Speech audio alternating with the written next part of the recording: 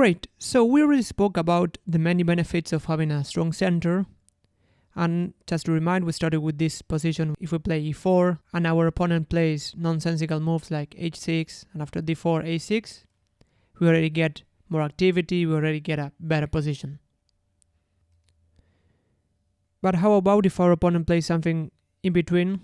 Let's say after d4, we play knight e6, and after e4, d6, knight f3, e6, knight to c3, and knight f6. So here if we play white, we dominate the center, we develop the knights, so this makes lots of sense. And black played something similar but gave away the center. So at least here black developed the two knights, and these pawn moves are central pawn moves, so maybe the bishops can be developed a little bit later. So here I would say white has an advantage, a slight advantage maybe, but at least this makes more sense. Even though black gives the center, black is developing. That's why there are some openings or some defenses that they are normally called hyper-modern defenses, in which the center is given, but either the side that gives the center develops or look for a counterplay. So we're going to see a few of them. One of them is the Peer's defense. After e4, the king's pawn opening, black plays the move d6, so black gives away the center.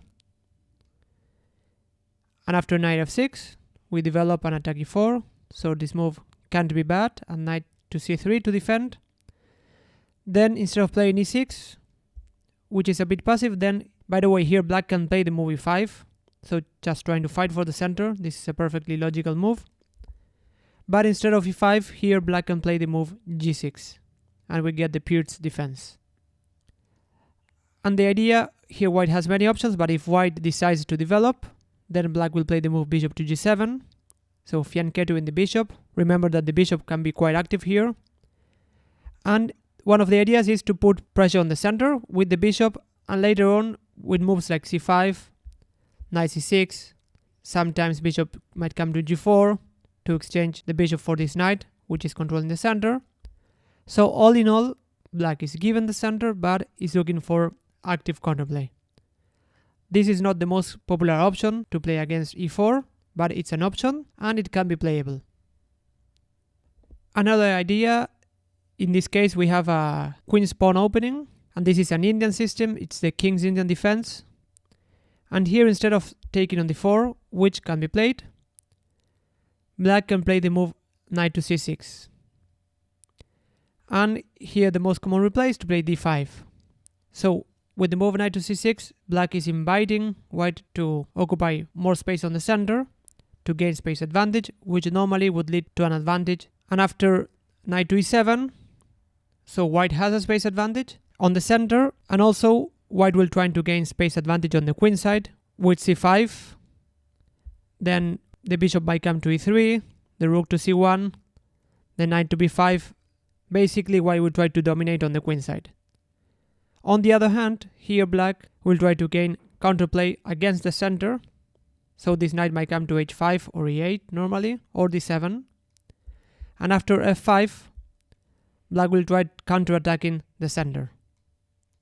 Alternatively, black might also try to play the move f4 and then launch a pawn storm, what we call a pawn storm, after g5, h5, g4, and try to attack white's king.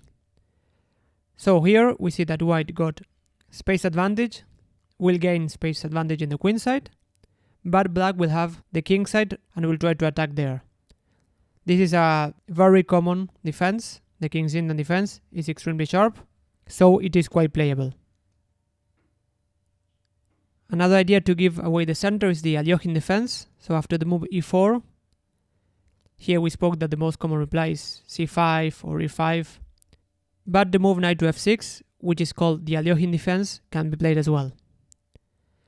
And this invites white to attack the knight after e5, and here black normally follows up with knight to d5, and after d4 white occupies the center, but we see that black starts counter-attacking the center straight away with the move d6.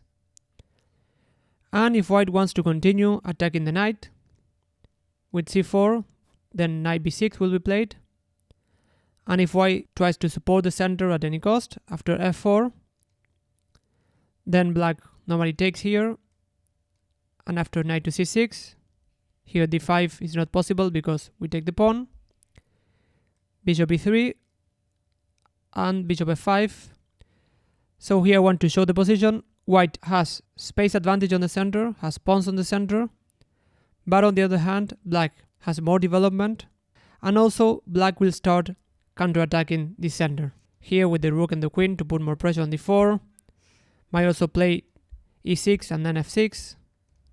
If I go back a few moves, let me say that c4 is not forced here.